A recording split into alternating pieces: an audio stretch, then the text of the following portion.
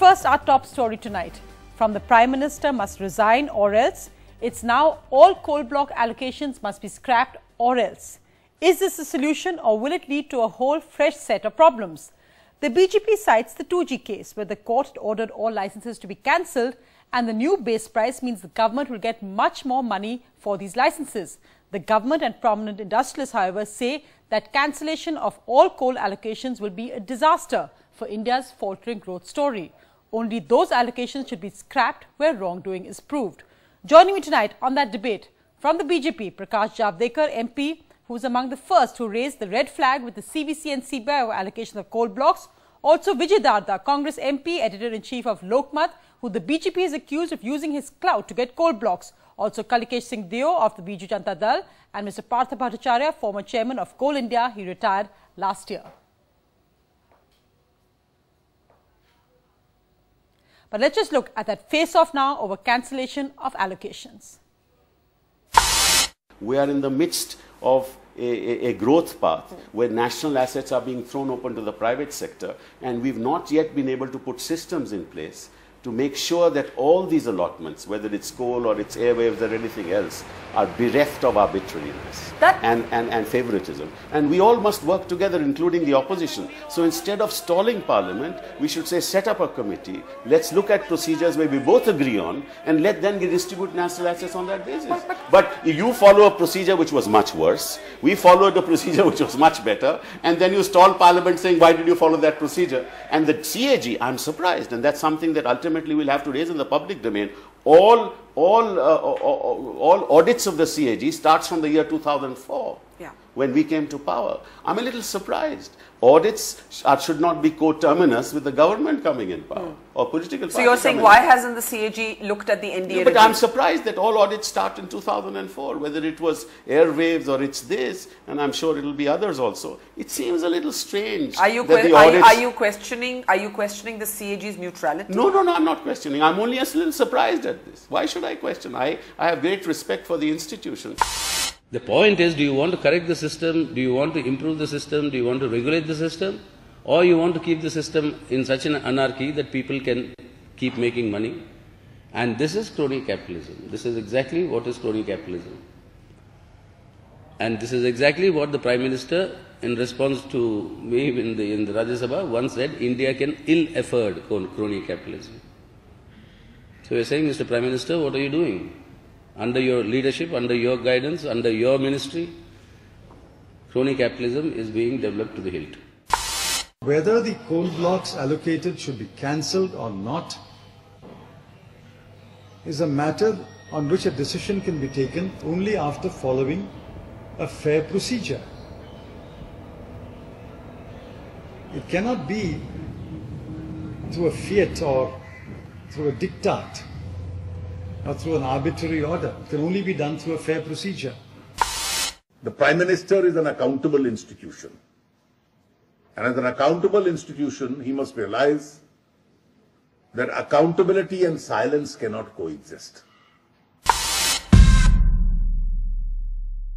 So the political battle lines sharply drawn, and now the big focus really on those coal block allocations, whether there will be wholesale cancellation. This, as the interministerial group began meeting today, and NDTV, of course, accessed a keynote which, for one, Rahul Srivastav says that now the blocks allocated in the NDA period from 1993 will be looked at as well. So political game here too. Yes, Sonia, perhaps there is an attempt by the government to ensure that it does not seem that this screening process during the UPA term had problems. What the attempt would be to show that even the NDA system was equally problematic. Perhaps what we have learnt, exclusive details of the IMG meeting today, and what we are realizing from the coal ministry sources is that there are going to be no en masse large-scale cancellation of blocks. Also, there is going to be perhaps a system of penalties being imposed on those who have not complied with the allocation which they received from the coal ministry. Importantly, what the IMG today did, formulated guidelines for this bank guarantee penalties. Each person who gets a coal allocation has to furnish a bank guarantee. and depending on the kind of compliance delays or the kind of other problems which they might have created in actually complying with the allocation, they are going to face penalties. What is very important, what we are realizing that there are several problems that several people who got coal allocation are facing. So that is why it will not be summary cancellation.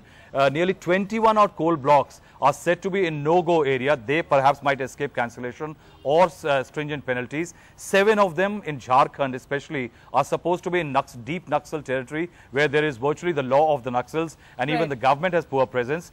Nearly what we are hearing, 17 to 18 coal blocks, companies which are supposed to be squatters, which will be identified individually in meetings on 3 days, on the 6th, 7th and 8th by the IMG, and they will be identified, and they will be perhaps facing cancellations. So I think already the big message there, we know that the Prime Minister has said a flat no to wholesale cancellation, again because of the impact of the India growth story, as Kapil Sibal put it. So the IMG treading cautiously but expanding the mandate to include NDA. Let's go back to my special guests with me tonight. That's of course Vijay Darda, Prakash Javadekar, Kalikesh Singh Deo and Partha Bhattacharya. Let's begin the debate now.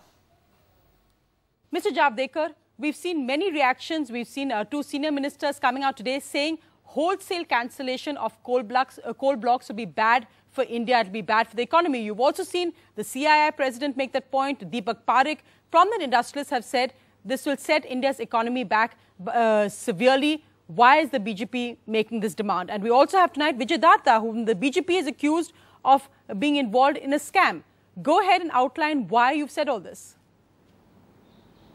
Basically, let us see, in democracy you can't allow government to loot the people. Government which could have got thousands of crore have given it for free, and the same argument was offered in 2G auction, and now instead of 1650 per license, 1650 crore per license, now their reserve price is 14,000 crore. So it's a entirely game changer. So if somebody says that the session is washed out, nation is benefited by 150 lakh crore in 2G spectrum. Likewise, here also it will be benefited. And let me tell you, this is a bogus theory that the growth will be affected. They distributed in 2006.